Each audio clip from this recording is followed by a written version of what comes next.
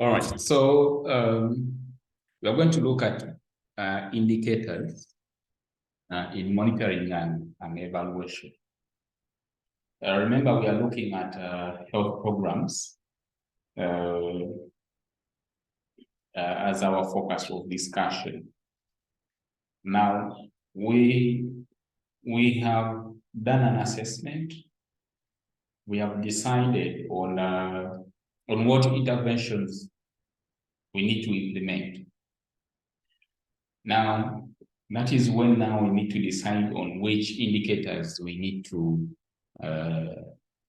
use to be able to see if our project or program has performed to our expectation. So we need to have what we call indicators. The indicators allow us to determine if the program is actually performing, it is progressing, and what kind of impact are we creating. Okay, so those are basically indicators. They are variables, variables or parameters, or you can call them constructs. So, for example, if you're going to implement a nutrition feeding program, you could be interested in the number of people or the number of school-going children who are going to be enrolled, who are going to benefit from the nutrition program. So that becomes an indicator, okay? And it's what you can call a variable or a parameter that you're interested in. And you'll be basing on that to see if the program is actually having an impact and that it is actually progressing on well and according to the expectations that you have set forward. So they basically allow us to gauge the outcomes, track the trends, and the numbers going up or decreasing. What can we be able to do different such that we don't have the numbers going down? We are interested in the numbers going up to show that we are actually effective, efficient, and we are achieving the goals that the program was designed for. So we have different types of indicators. We have what we call input indicators. This one measures the resources invested in a program. How many staff are employed through the program? How many donors do you have? How much money you actually collected? So those are input indicators. You can also have what we call process indicators.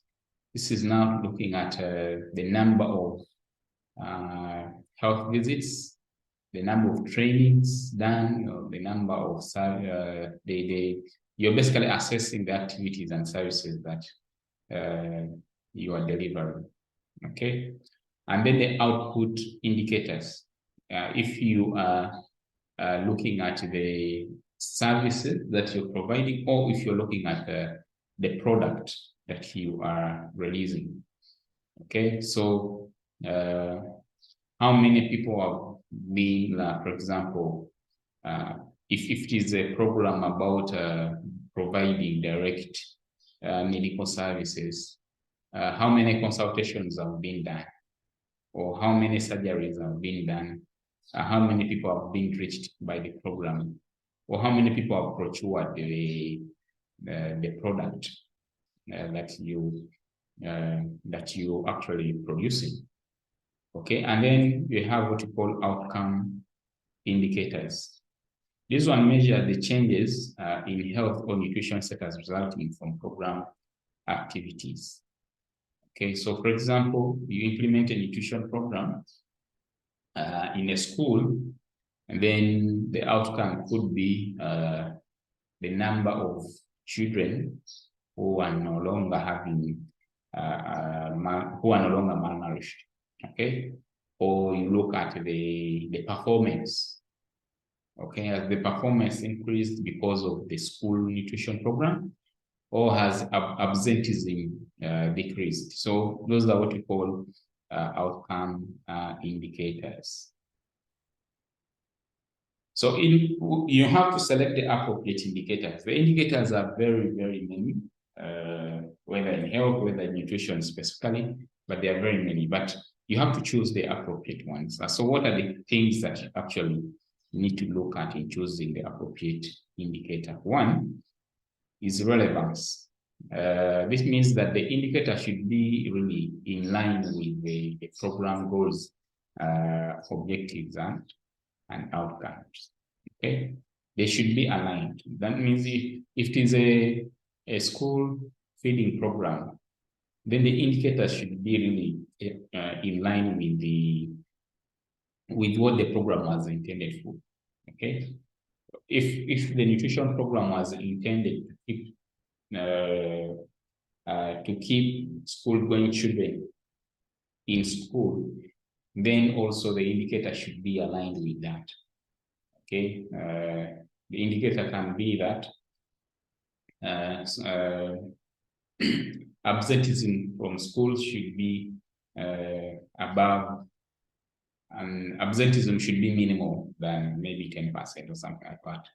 Okay, so the indicator should be in line with the program goals and objectives. The second one is that it should be valid. This is to say that if I go and measure the indicator again, I should actually get what I'm supposed to measure. Okay.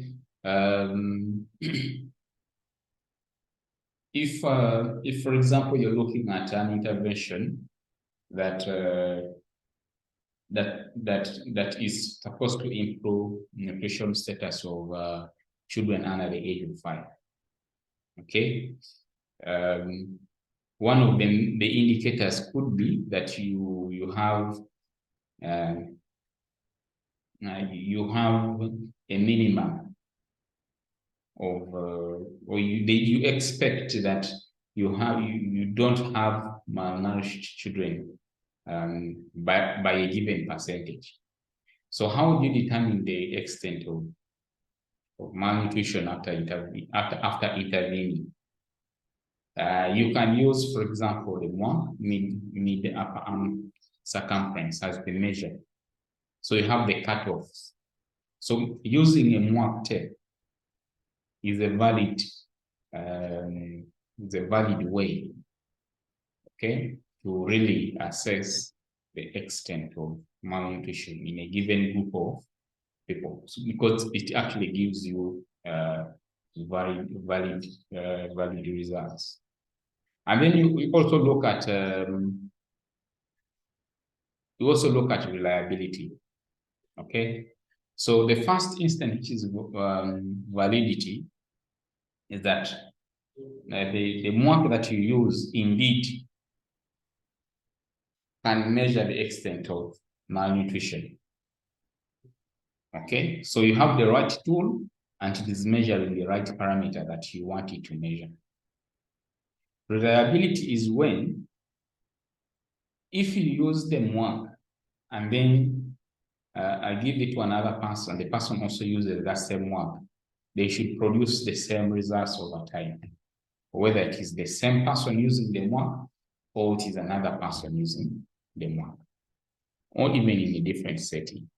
That is what we call reliability, that you produce consistently similar results over time in different settings, also with different assessors. And then we look at what we call feasibility. Okay, the data about the indicator should be readily available, given the resources that you have, and also the data sources and the methods that you can actually use to determine, to measure the indicator. So generally, indicators should be specific. not vague or not too broad. They should be measurable, achievable, realistic, and also timely. So in other words, we said they should be smart indicators. Okay. The other aspect that we also have to think about is the fact that they have to be time bound, which is that the indicator should be able to change within a given period of time. Okay, such that you can really relate the impact of the program to the intervention. Okay, that is very, very key. And then the other part is that it should be sensitive. If the indicator should be able to change if the conditions change. If there is a change within the intervention and then the indicator does not change, then you don't have a very good indicator. So that is also very important. So in health, we look at indicators related to mortalities, morbidities, quality of life, and issues to do with the number of days that someone misses to work because of a particular illness. Okay, so we look at those things, how much money is saved by a given intervention. Okay, things like that. So you have such kind of indicators. So of course we have different mortality indicators. They are not only maternal mortality rates or under 5 mortality rates. There are very many. Okay, there are many types of mortality indicators that we have not included here. But also other indicators can be related to the proportion of people that have been reached by a given program. Okay, it can be an immunization program, it can be a circumcision program, it can be anything. It can be the number of people who are taken up to given service, let us say contraception, can be other services. Okay, so there are very many indicators of health.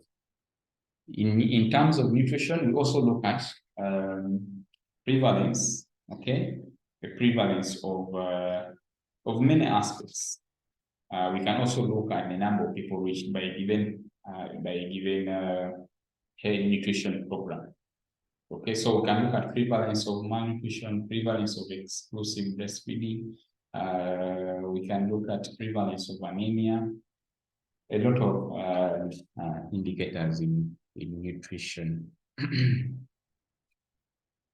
So you can get information about different indicators from data that has been already collected. That is what we call secondary data. Or by you conducting your own study or survey and then get the information that you want about a particular indicator. So you can conduct surveys, or you can go to already collected data in at the county level, okay, and then look at the registrar, the register. You can go to the PIAM, okay. You can look at this data. You can visit different hospitals or primary healthcare units and also get data about utilization of health services, health mortality and morbidities, treatment outcomes, and then utilization of nutrition or even health services. So that's where you can get information on different indicators. So you can basically do conduct your own studies or surveys, and that means therefore you are the one going to do the measurements. These can be, for example, the MWAC. It can be by you observing what people are doing. It can be by you taking samples. Or people can actually provide you with information when you interview them using a questionnaire or interview guide. You can review records, for example, the medical records, like I've said, you can go to the administrative units and then they provide you all this information. You will get a variety of data sets from different sources. It is very important that you look at all of them so that you can have a comprehensive understanding of this data. And then, of course, since you have a variety of data, it's very important that you look at them comprehensively, okay, and understand for example, the trends about a given indicator. The mortality is increasing or decreasing. How can you summarize the comprehensive data that you have got, and how can you present it using graphs, pie charts, and the rest? Sometimes you need to make comparisons. Mortality under 5 in this community and the mortality under 5 in the other community. What is really happening? It can give you a lot of information. Or you need to test the different indicators with different variables and see the relationship between them. So you need to note the difference between monitoring and evaluation indicators. They are quite different because monitoring and evaluation are not the same things. With monitoring, we are tracking progress and the implementation of the program such that we can really, if there are things that need to be changed, we change them as the program is being implemented. For evaluation indicators, we are basically looking at the impact, outcomes, and effectiveness of a program or an intervention. Both these types of indicators are actually very, very important. So as you start the program, you need to set the targets for the indicators. That means that you need to have an agreement on the nature of indicators that you're going to use. You can base on national and or international guidelines or standards to make sure that you form indicators that are in line with the other guidelines. Can be national, international guidelines, or what you can say the sphere indicators. For example, in humanitarian settings, there are standards, or there are standards for indicators that you can use in humanitarian settings. Those are the sphere standards. Okay, so we have come to the end of this session. We have looked at indicators and how you can make sure that they're aligned with the programs that you are implementing.